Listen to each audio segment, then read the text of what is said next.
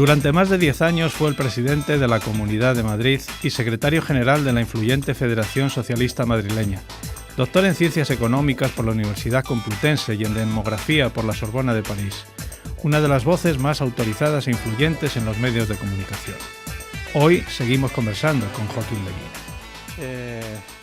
De este problema complicado que tenemos de nuestra demografía, de nuestro nivel de nacimientos, de población, etcétera, etcétera.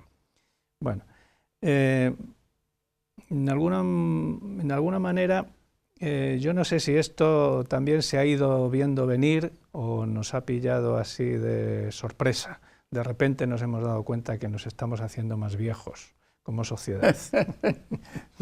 De repente. Vamos a ver, muy bien. La pregunta tiene gracia, desde luego. Vamos a ver. Voy a empezar recordándole unas frases de un profesor que yo tuve en París cuando estudié demografía. Yo soy doctor por la Sorbona y además tengo un máster allí hecho. Y este profesor se llamaba Alfred Sauvy, era muy conocido Alfred Sauvy, y había sido en los años 30, finales de los años 30, un gran defensor de la natalidad en Francia. La natalidad en Francia había caído en picado durante las entreguerras, 1918-1939, y él había avisado. Y él echa la culpa de la derrota de mayo del 40, la caída tremendo, que fue tremendo para Francia, a la demografía. Ya, en fin, es bastante discutible. Pero la caída demográfica de Francia fue espectacular. Y en España, a partir del momento más alto después de la guerra, de la fecundidad en España, el año 64, y a partir de ahí empieza a caer. Y a partir de los años 70 cae hasta, vamos, se toma como índice normalmente el número de hijos por mujer o tasa de reproducción. Se dice, es una convención, que para que la población no caiga, no disminuya, la tasa de reproducción o número de hijos por mujer o índice sintético de fecundidad, porque en esto los demógrafos usan demasiadas nomenclaturas, cuando es bien sencillo. Mire usted, con esta fecundidad que usted ha medido en el año 2016, las mujeres tendrían 1,4 hijos. Y para, digamos, no caer la población, tiene que tener por lo menos 2,05. Casi mucho más. Mire usted, entonces esto lleva inexorablemente a un envejecimiento. Muchas veces se piensa que el envejecimiento se debe la tasa de envejecimiento. ¿Cómo se mide esa tasa de envejecimiento? Pues dividiendo el número de viejos, que normalmente se toma 65 años y más, yo creo que es muy poco. Llamar viejo a una persona de 65 años en esta época es una exageración. La mejor edad. Pero bueno, la tasa es eso sobre la población total. Porcentaje de viejos sobre la población total. Bueno, pues en eso no influye nada o casi nada la mortalidad. Influye solo la fecundidad y, naturalmente, las migraciones. La esperanza de vida, como se mide la mortalidad en cualquier sitio, en España es una de las más altas del mundo.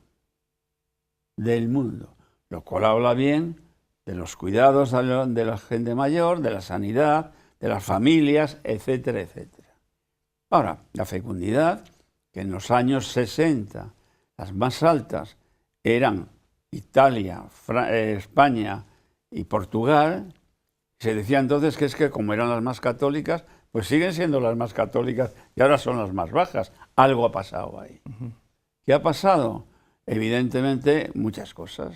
Ha cambiado la sociedad, ha cambiado los roles de las mujeres en el trabajo, ha cambiado más cosas, pero no ha cambiado tanto los deseos que tienen las mujeres de tener hijos. Si no los tienen todos los que desean tener, es porque hay algo que les impide. Y básicamente es, creo yo, el mal reparto del trabajo en el hogar y dos, que cuando una mujer se queda embarazada en su trabajo, corre el riesgo de ser expulsada. Y aquí primero paz y después gloria. Y mientras tanto, el Estado, que dice que interesa que las mujeres tengan cuantos hijos deseen tener, no hace nada. Claro. Y claro, las políticas no consisten, algo que comentábamos fuera de micrófono, antes usted y yo. Las políticas no consisten en hacer publicidad, las políticas consisten en hacer cosas. Y una de las cosas que tienen que hacer los gobiernos en España es facilitar que las mujeres tengan los hijos que desean. Y eso cambiaría mucho. Pero eso cambiaría a medio plazo. A corto plazo es muy difícil variar digamos, la tasa de envejecimiento. Pero claro, estamos pensando permanentemente en que los viejos son los únicos dependientes. Y no es así. Hay otra gente que es dependiente, una gente menuda, que mete mucho ruido, que son los niños. Entonces, si tiras digamos, de proyecciones, la tasa de dependencia total, viejos y niños, apenas se mueve, pero sí que se mueve a peor la tasa de envejecimiento. De ahí, normalmente, se nos lleva del ronzal al asunto de las pensiones. Si quiere, hablamos luego de pensiones. No, usted me sigue hablando, es su tema. Realmente bueno, le veo tan pero puesto quizá, que no me atrevo a interrumpir. Quizá los que nos están viendo está bien que hablemos. Cortar, ¿no? Quien tiene que hablar es usted, que es el que conoce, pero efectivamente lo que está diciendo estoy totalmente de acuerdo. Es verdad que ese desequilibrio está ahí y lo triste o lo preocupante es que realmente los gobiernos pues pasen estas circunstancias y parezca que no tienen no ya posibilidad de acción, es que parece que no hay ni siquiera ideas de cómo afrontar el tema. Perdona, es que anuncié antes una frase de Sobí y no la dije. La frase de Sobí es que en las desgracias socioeconómicas la economía funciona como dinamita, es decir, ¡pum!, echa abajo todo, y la demografía como una termita, que también termina por echar abajo el edificio. Es decir, una trabaja a corto plazo, por eso preocupa tanto a los gobernantes, y otra trabaja a largo plazo. Y eso preocupa, pero ya lloverá menos. Y claro, luego llueve y sigue lloviendo, o en este caso en España sigue sin llover. Pero bueno, el problema sigue ahí. Pero claro, los gobiernos en general, en una democracia, como que se renuevan cada 4 o cada 6 años, cuando sea, pues están pensando más en el corto que en el largo. Y eso funciona inexorablemente. Y por eso la sociedad civil tiene que ir pensando a largo plazo. Oiga, que yo me voy a morir, pero es que quiero que mis hijos y mis nietos no se encuentren con un problema que yo he creado. Voy a intentar solucionárselo. Y entonces, hablo de las pensiones, porque ahora se habla mucho de demografía en España por las pensiones. Bueno, cuidado, no se puede trasladar automáticamente el hecho de crecer el envejecimiento con el asunto de las pensiones. Naturalmente que hay una relación. Mire usted, mientras que para la fecundidad no influye la mortalidad, en el número de muy viejos o de viejos sí que influye la mortalidad. Entonces usted se va a encontrar con lo siguiente. A los 65 años, por poner una fecha clave, que era la fecha de jubilación tradicional, los hombres tienen unos 20 años de esperanza de vida y las mujeres 2 o 3 más. Vamos a las pensiones. Imagínese usted que yo me jubilo a los 65. En 12 años me he tragado todo lo que he cotizado. Aportado, sí. En 12 años. Es decir, de 65 a 77, ¿no? 12 años. Pero me quedan casi otros 10, más de 10 de vida. Bueno, ¿y quién paga eso? Hay una forma de solucionarlo que es sencillo de decir y difícil de hacer. Eso no tendría efecto si la edad de jubilación creciera al mismo ritmo que la esperanza de vida. ese efecto desaparecería. Ahora, lo que no te va a desaparecer ni con ese efecto ni con nada es que te vienen muchas empresas y te largan a la calle, a la prejubilación, a gente con 55 años. Oiga, que no puede ser que se nos carga usted la jubilación de los demás. ¿Cómo puede ser? Pongo un ejemplo de hace pocos años, que se está, digamos, reciclando o resolviendo. Las comunidades autónomas, como sabe usted, tienen ahora la sanidad. Cogieron muchas de las comunidades, no todas, las comunidades autónomas, y a los médicos que tenían 65 años, con derecho, como son funcionarios, hasta jubilarse a los 70, sin querer jubilarse, los han echado a la calle. Los han jubilado forzosamente, eliminando. Médicos veteranos saben más que los médicos, nada más. Eliminando gente que además quiere trabajar, es decir, que no quiere cobrar la jubilación. Y se quedan tan anchas las comunidades autónomas. Hemos, digamos, limpiado financieramente a los hospitales. No, lo que ustedes se han limpiado financieramente es echarnos toda su financiación sobre las espaldas del conjunto de los españoles a través de la seguridad social. Es un suicidio. Entonces, el Estado tenía que defenderse, decir, oiga, usted a este médico no lo jubila. A no ser que me diga que es que está enfermo, está demenciado. No, un médico con 65, 70 años en buen estado mental es impagable. Hay un argumento que también a veces esgrime en el sentido de que alargando la edad de jubilación, el tiempo laboral de una persona, por otra parte se está cubriendo unas necesidades laborales que podían ser cubiertas por una generación más joven que no encuentra posibilidad de entrar en el mercado de trabajo. Parece obvio lo que usted dice, pues no lo es. No lo es. Hay muchísimos estudios, especialmente los norteamericanos, claro, tienen universidades y son muchos más habitantes que nosotros, que demuestran clarísimamente que eso no es cierto. Lo que se hace, y se hace en España, es bajar los sueldos. El sueldo medio de un médico, por seguir con el ejemplo, de 70 años, no puede ser igual de un médico de 20 y tantos que ha entrado. Bajar los sueldos, sí, pero la calidad no sube. La calidad del servicio no sube. Y además, está archidemostrado, de verdad. Eso es un mito. Como es otro mito, el que este asunto de las pensiones se soluciona mediante los fondos de pensiones.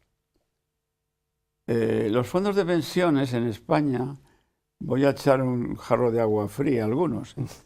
Los fondos de pensiones en España, cuando están ayudados por el Estado, y me parece bien, pero cuando tú retiras el fondo de pensiones, que solo lo puedes retirar cuando te jubiles, te trae más a cuenta devolverle al Estado todo lo que te ha dado y sacártelo todo junto, que cobrar una pensión a mes. Financieramente es así, pero es que hay más. Dadas las comisiones que cobran los que colocan estos fondos, resulta que un fondo de pensiones en España, en la inmensa mayoría, se revaloriza a un ritmo mucho menor que el IBEX, en donde hay todo tipo de acciones. Hace 2 o 3 días he visto que el gobierno va a meter mano a eso, por fin, y va a poner límites a las comisiones. Pero si usted quiere hacer atractivos los fondos de pensiones, tendría que asegurar, por lo menos, que van a crecer tanto como crecen las acciones del IBEX. Porque si no, vaya negocio que hace el que mete el fondo de pensiones, le sale mejor meterlo en el IBEX, en un fondo normal. Usted se está gastando un dinero en financiar esos fondos para atraer gente que va directamente a los que venden los fondos y nunca al señor que teóricamente es el beneficiario. Volvamos al tema de la población. Nuestra población descendente, con unas edades que parece ser que vamos envejeciendo cada vez más. se ha hablado también de que esto nos lo puede salvar la inmigración, la cantidad de personas que nos vienen de fuera a trabajar aquí o buscarse aquí la vida. ¿Usted cree, en general en España y también en Europa, porque yo creo que es un tema que nos afecta a toda la comunidad, a toda la Unión Europea? ¿Cree que la inmigración va a resolver el problema? ¿Es un problema en sí misma que al final se va a convertir en un beneficio para la sociedad europea? Vamos a ver, en este momento hay un problema de refugiados, hay un problema de, digamos, de gente que llega en unas condiciones impresentables. Esa es una inmigración difícilmente integrable. La inmigración, si no es integrable, sigue siendo un problema. Si es integrable, es una solución. En el año 2007, bien digo, el INE hizo una encuesta monstruosamente grande y buenísima sobre la emigración. Yendo casa por casa, con digamos, entrevistadores que saben chino, que saben árabe, etc. Una magnífica encuesta. Y los resultados eran muy, muy positivos. ¿Por qué digo? Porque había muchísima integración. Entre otras cosas, porque una parte importante de la emigración hasta ese momento era latinoamericana. ¿En qué año ha dicho? 2007. Es, unos 8 años antes empieza el cambio de signo y empieza a entrar miles y miles. En ese momento había más de 4,5 millones de personas que habían nacido en el extranjero, o sea, inmigrantes, ¿no? Entonces había, por un lado, esa gente latinoamericana que tiene la misma lengua, la misma religión, que también ayuda a todo eso, ¿no? Y que tenía una capacidad para contraer matrimonios aquí, varones y mujeres. Había una cantidad enorme, no recuerdo ahora la cifra exacta, de matrimonios mixtos. Bueno, esa es la mejor integración, ¿no? Había un proceso de integración realmente espectacular. Ahora, era mucho más difícil, y es mucho más difícil, integrar a un chino o a un árabe. Es más difícil, simplemente no tiene más, es más difícil. Y si no hay integración, hay problemas. Y la integración, entre otras cosas, significa hacer una política de vivienda integradora. No hacer guetos bajo ningún concepto. El gran error de Francia, y conozco un poco ese país, ha sido desde siempre hacer guetos con los extranjeros. Los guetos no son buenos para nadie. En España nunca se han hecho guetos, se crean guetos, quieras que no, de marginales y tal. Es muy difícil evitarlo. Pero cuando la encuesta esa, que estaba en el momento del boom del ladrillo, un porcentaje elevadísimo, pero del orden del 70-80%, estoy trabajando de memoria, de los inmigrantes tenían casa propia. ¿Por qué tenían casa propia? Porque los bancos les habían dicho, y con cierta razón, ¿ustedes para qué van a tener? Contraten con nosotros una hipoteca, si les va mal, venden la casa por más de lo que se han gastado. En aquel momento era verdad, hasta que vino la crisis y se fastidiaron todos, los bancos y los que habían hecho las hipotecas.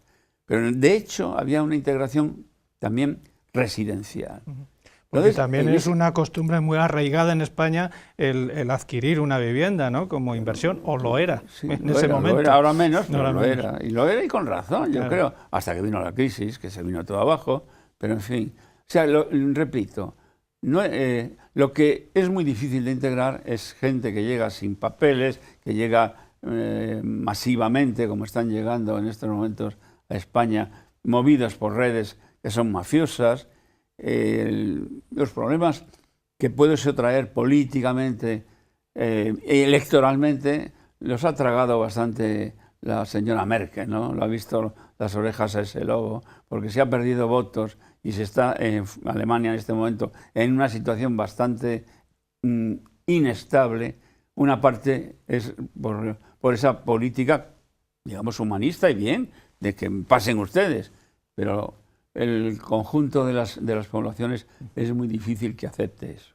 A no ser que hagas una política de integración, y integrarse significa hacerse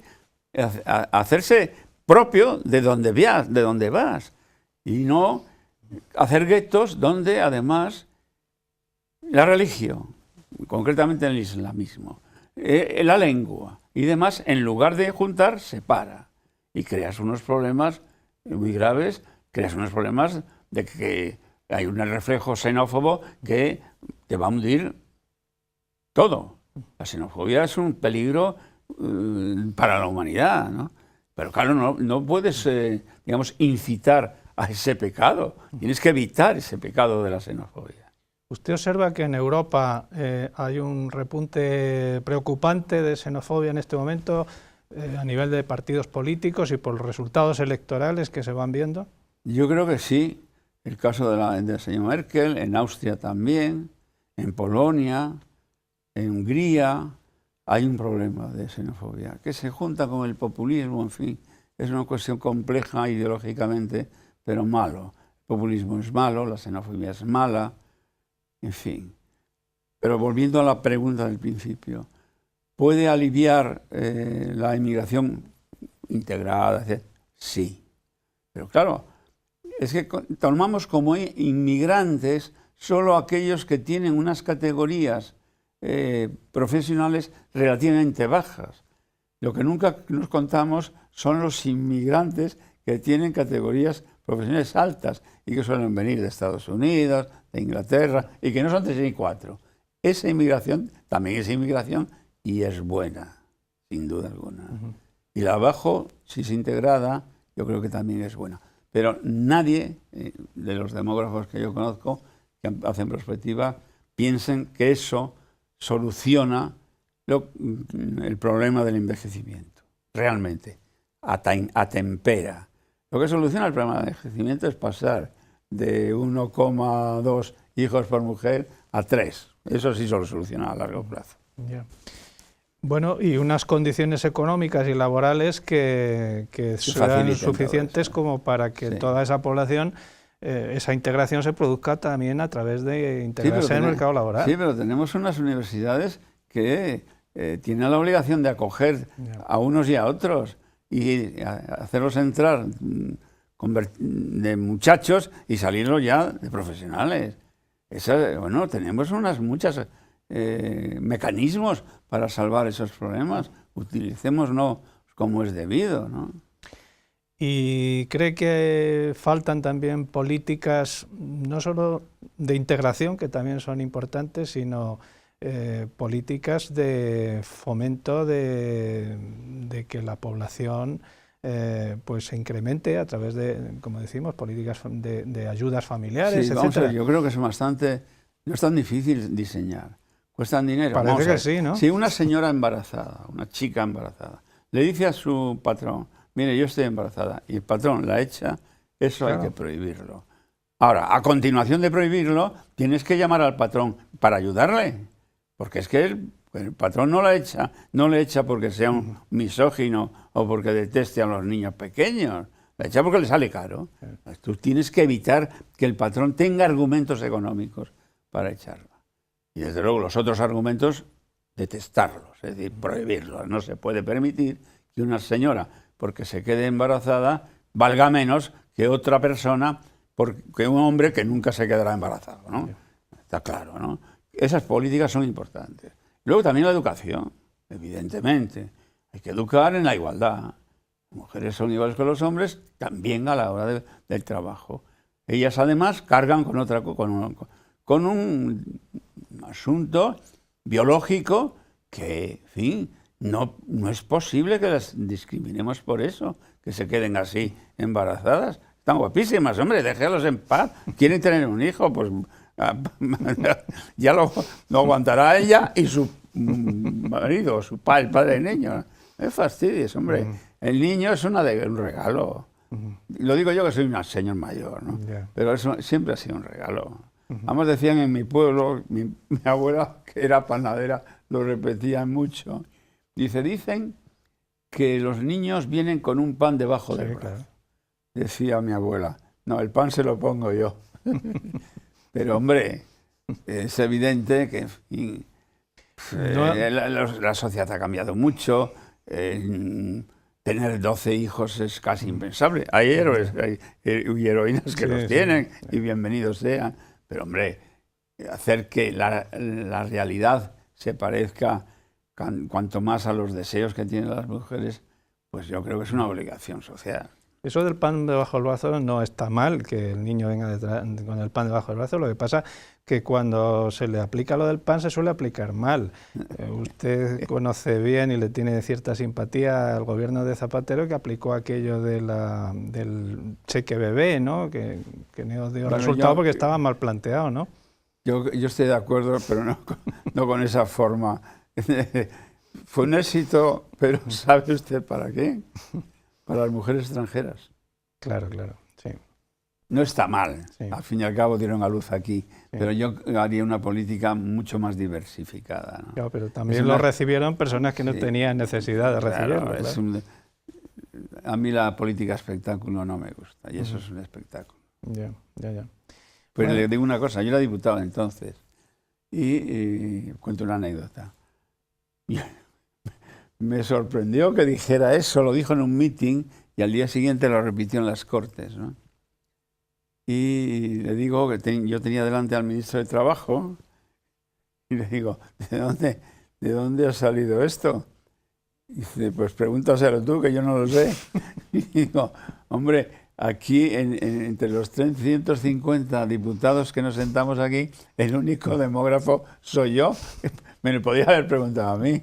Y dice, no te preocupes, se lo preguntaba a Sebastián, que no era entonces ministro, era su jefe de gabinete, y según me enteré después, le había dicho José Luis Rodríguez Zapatero a su jefe de gabinete, ¿y ahora qué digo en el meeting? Hay que decir algo, ¿qué tal? Y dice, dile que vas a dar el cheque bebé. Se lo inventó Sebastián. Sí. Bueno, yo no tuvo cierto éxito, sí. Pero una política pronatalista, que es lo que estamos hablando, claro. Había que hacerlo desde varios ángulos, ¿no?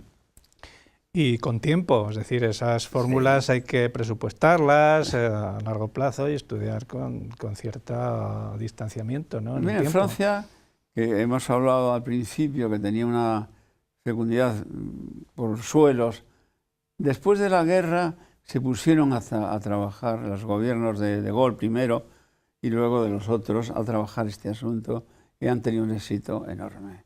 Hoy Francia tiene una fecundidad bastante alta dentro de Europa. Yo he tenido un hijo en Francia, cuando estaba allí estudiando, y yo, sin nosotros, mi mujer y yo, sin llamar a nadie, un día se nos presentan en el pequeño apartamento donde vivíamos un médico, una enfermera y una matrona con un paquete enorme. ¿Ustedes han tenido un niño? Sí, aquí está. Dice, vamos a entrar a enseñarles a ustedes cómo se limpia el culo, cómo se le da... ¿Pero qué es esto? Nosotros no les hemos llamado. Dice, claro que nos han llamado, nos han mandado el ayuntamiento. O sea, que había una... ¿Y qué llevaban en ese paquete? De todo, vamos, nos dieron allí... No lo necesitábamos, teníamos una buena beca nosotros. Sí. Pero vamos, llevaban todo tipo de pañales, de todo, cómo se limpiaba, todo tipo de... Y sobre todo venían a enseñarnos, claro. que sí que nos hacía falta, porque éramos unos primerizos, ¿no? Eso está bien. Bueno, pues a ver si aprendemos de algo de la experiencia, porque no lo sé, si estamos todavía a tiempo.